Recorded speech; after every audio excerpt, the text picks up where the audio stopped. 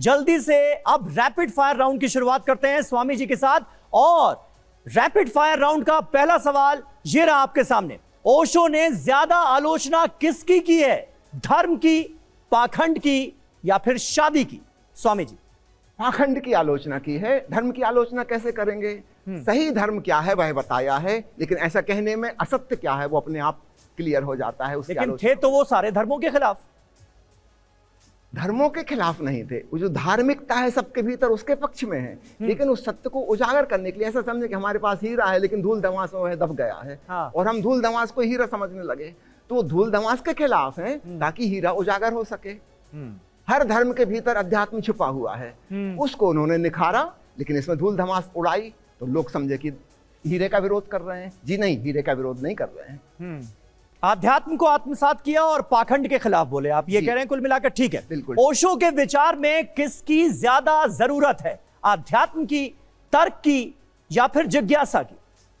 सबसे ज्यादा जरूरत स्टार्टिंग व्यक्ति के लिए जिज्ञासा की है। हमारे भीतर एक जिज्ञासा हो, गहन प्यास हो जानने की, वहां से शुरुआत होती है। फिर हम तर्क पे आए। नंबर 2, तार्किक चिंतन मनन, वैज्ञानिक ढंग से काज एंड इफेक्ट को समझते हुए, और तब तीसरी घटना घटती है, हम आध्यात्मिक साधना में डूबते हैं और भीतर आत्मज्ञान प्राप्त करते हैं। ठीक है, अगला सवाल। ओशो की नजर में किसका ज्ञान संपूर्ण है? श्री कृष्ण, महात्मा बुद्ध, भगवान महावीर? भगवान श्री कृष्ण को संपूर्ण कहेंगे वे। हिंदुओं ने भी उनको पूर्ण अवतार कह के पुकारा है। बुद्ध, राम, महावीर ये एक अंश हैं, बहुत सुंदर, लेकिन वह एक अंश है, पूर्णता उसमें नहीं है। भगवान कृष्ण पूर्ण है। भगवान श्री कृष्ण पूर्ण है, ये आप कह रहे हैं ओशो के विचारों के अनुसार। ओशो का सबसे अधिक विरोध किससे था? धार्मिक किताबों से, धर्म गुरुओं से या फिर आडंबर से? देखिए, ये बातें बिल्कुल गौण थी, इनसे कुछ लेना देना नहीं था। उनके भीतर जो शांति और आनंद का खजाना खुला है, उसकी सुवास वे बिखेरना चाहते थे। इतनी सी बात थी, पॉजिटिव समथिंग। नेगेटिव उनका नहीं था कि इसका विरोध, उसका विरोध, इसका, उससे क्या लेना देना। लेकिन वह जो सुगंध जब बिखरती है, उसमें स्वाभाविक रूप से कुछ लोगों के वह विरोध में चली जाती है। जो वे लोग जो दुर्गंध का व्यापार कर रहे हैं। लेकिन जब वो ये कहते हैं कि कोई 2000 साल पुराने धर्म को मान रहा है, कोई 10,000 साल पुराने धर्म को मान रहा है, तो तमाम धर्मों में एक तरह की जड़ता आ गई है, क्या ये वो कहना चाह रहे हैं? और इसलिए आज की दुनिया के हिसाब से वो विचार जो हैं या उनमें कही गई बातें, धार्मिक ग्रंथों में कही गई बातें, वो लॉजिकल नहीं है, ये कहने की कोशिश है क्या? जी, भांति भांति से उन्होंने यह बात कही है कि जो बात आज से 1000 साल पहले, 5000 साल पहले सही थी, आज वो सही नहीं है। भगवान महावीर ने कहा था कि जूता मत पहनना, क्योंकि उस जमाने में केवल चमड़े के जूते बनते थे। वो चमड़ा प्राप्त करने के लिए पशुओं का वध करना पड़ता था, उसमें हिंसा थी। आज के युग में जहां रबर के और प्लास्टिक के जूते चप्पल बन रहे हैं, अब इस बात का कोई मतलब ही नहीं रहा। लेकिन जैन मुनि आज भी नंगे पैर चल रहे हैं। महावीर के जमाने में मिट्टी की पगडंडियां थी, आज कोलतार के रास्ते हैं। मई जून के महीने में कोलतार पिघल जाती है और जैन मुनि उस पर चल रहे, उनके पैरों में फफोले पड़ गए हैं। ये कौन सी समझदारी की बात है? भगवान महावीर के जमाने में कहा गया था कि संध्या के बाद फिर भोजन नहीं करना, सूर्यास्त के बाद बिल्कुल ठीक था, रात को अंधेरा हो जाता था, बिजली का कोई उपाय नहीं था। आज हम रात को दिन से भी कर सकते हैं। महावीर ने बिल्कुल ठीक कहा था कि अंधेरे में तुम कहीं कोई कीड़ा मकोड़ा ना खा जाओ, हिंसा ना हो जाए। अब ये बात आउट ऑफ डेट हो गई। अब हम आज भी उसका पालन करें कि सूर्यास्त के बाद भोजन नहीं करेंगे, तो ये बात मूर्खतापूर्ण हो जाती है। ठीक इसी प्रकार सारी पुरानी चीजें जो किसी जमाने में बिल्कुल ठीक थी, लेकिन समय बदल गया, जमाना बदल गया। ऐसे समझिए, आप किसी समय छोटे बच्चे थे, आपके पैंट शर्ट बहुत अच्छे आपको लगते थे, पसंद आते थे, और आप खिलौने बहुत अच्छे लगते, खिलौने बहुत। फिर आप बड़े हो गए, अब आप जिद करो कि मैं वही पैंट शर्ट पहनूंगा, बड़े होकर कैसे बनेगा? वो तो नाप बदल गया। तो ठीक ऐसे ही मनुष्यता भी प्रौढ़ हुई है, विकसित हुई है। वो बचकानी धारणाएं जिनके आधार पर कर्मकांड और पूजा पाठ हुआ करते थे, आदमी मैच्योर हुआ है। आधी दुनिया नास्तिक हो चुकी है कम्युनिज्म के चलते। अब वो पुरानी बातें नहीं चलेंगी। आज के युग में एक नया प्रौढ़ मैच्योर रिलीजियसनेस चाहिए, वो पुरानी बातें नहीं चलेंगी, उनका जमाना गया। इस बात को खूब अच्छे से समझ लें। और अगर हमने जिद की कि हम पुरानी बातों को मान के चलेंगे, फिर लोगों का धर्म से ही नाता टूट जाएगा। तो ओशो धर्म को एक नया रूप दे रहे हैं, जहां पर एक समझदार, बुद्धिमान, नास्तिक व्यक्ति भी आध्यात्मिक हो सके। एक नया द्वार उन्होंने खोला है जो ठीक पहले है, ठीक संभव है। नहीं। ये आपने बहुत महत्वपूर्ण बातें कही हैं और इस पर कई हाथ उठ रहे हैं, कई सवाल सामने आए। जी स्वामी जी, मैं आपसे पूछना चाहता हूँ, आपने भगवान बुद्ध की बात करी है, भगवान जैन की बात करी, यानी 6वीं शताब्दी ईसा पूर्व में क्रांतिकारी जो पहल उन दोनों ने करी, पर इस सब के बावजूद वो आज भी बहुत प्रासंगिक हैं और पूरे विश्व में उनकी मान्यता है।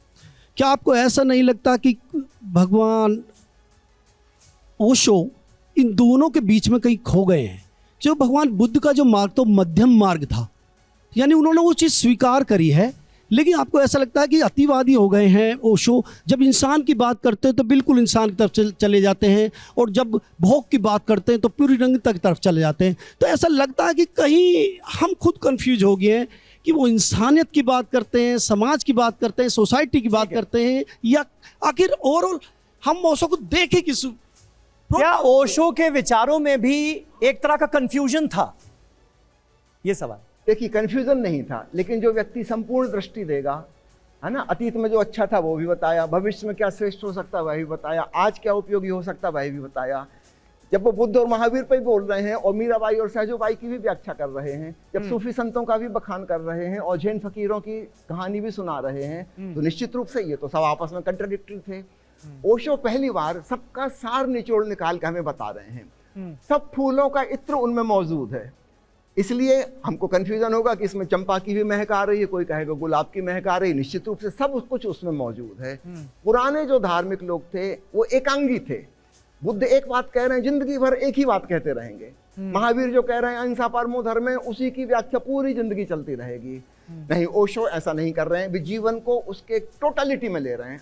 जैसे मैंने भगवान श्री कृष्ण का कहा वो संपूर्णतावादी हैं, ठीक वैसे ओशो हैं। उसमें सब कुछ आता है, हमारा शरीर भी आता है, हमारा मन भी आता है, तो साइकोलॉजी की भी बात करेंगे, बियॉन्ड साइकोलॉजी की भी बात करेंगे, हमारे हृदय की भावना। सबको समाहित करने की बात की गई है। यंग जनरेशन कैसे देखती है इसको? अभी तक आप लोगों के मन में कुछ सवाल? जी। आपने संपूर्णता की बात कही थी, पर ओशो ने फैमिली भी उसमें एक तरीके से संपूर्णता में आ गई एज अ लाइफ, पर ओशो ने फैमिली को स्किज़ोफ्रेनिया कहा है सोसाइटी का, ऐसा क्यों? मैं समझ नहीं पाया, फिर से आप रिपीट। फैमिली जो परिवार की पूरी अवधारणा है उसके भी तो खिलाफ थे ओशो। जी, भविष्य में परिवार की समस्त व्यवस्था नहीं चल सकेगी, उन्होंने ये बताया। भविष्य में, आज की बात नहीं कर रहे हैं, अभी तो टूट रही है, ये और टूटती जाएगी। किसी जमाने में बड़े बड़े कबीले हुआ करते थे, आदिवासी युग में 300-400 लोग इकट्ठे रहते थे, फिर वो व्यवस्था टूट गई, आउट ऑफ डेट हो गई, संयुक्त परिवार आ गए। फिर वह व्यवस्था भी टूट गई, संयुक्त परिवार टूट गए, एकल परिवार आ गए। आज एकल परिवार भी टूट रहा है। आप पश्चिम में नजर उठा के देखिए, कई देश हैं जहाँ पर शादी ब्याह ही बंद हो गया है ना। हमारे देश में भी कितने लोग हैं अविवाहित जी रहे हैं। वह परिवार व्यवस्था टूट रही है, तो ओशो उसका विकल्प दे रहे हैं कि उसकी जगह एक बड़ा परिवार, कम्यून व्यवस्था जिसको वो कहते हैं, जहां बहुत लोग मिलजुल कर संग साथ रहें। तो छोटे परिवार के विरोध में नहीं है, एक बड़े परिवार के पक्ष में है। वे कह रहे हैं वसुधैव कुटुंबकम, पूरा वसुधा, पूरी पृथ्वी हमारा कुटुंब है, हमारा परिवार है। तो हम छोटे छोटे खंडों में ना बांटें चीजों को। ऐसी एक भविष्य की उनकी दृष्टि है। वे चाहते हैं वन वर्ल्ड गवर्नमेंट हो, एक विश्व सरकार हो, ठीक वैसे ही वसुधैव कुटुंबकम हो, पूरा विश्व एक परिवार हो, और बजाय छोटी छोटी यूनिट फैमिली की बजाय कम्यून्स हो, एक सोसाइटी हो, समाज हो, इस प्रकार की रचना चाहते हैं। ठीक है, ठीक है। एक कम्यून के तहत सारे लोग आए और कुल मिलाकर जो वसुधैव कुटुंबकम की अवधारणा है उसको आत्मसात करने की बात,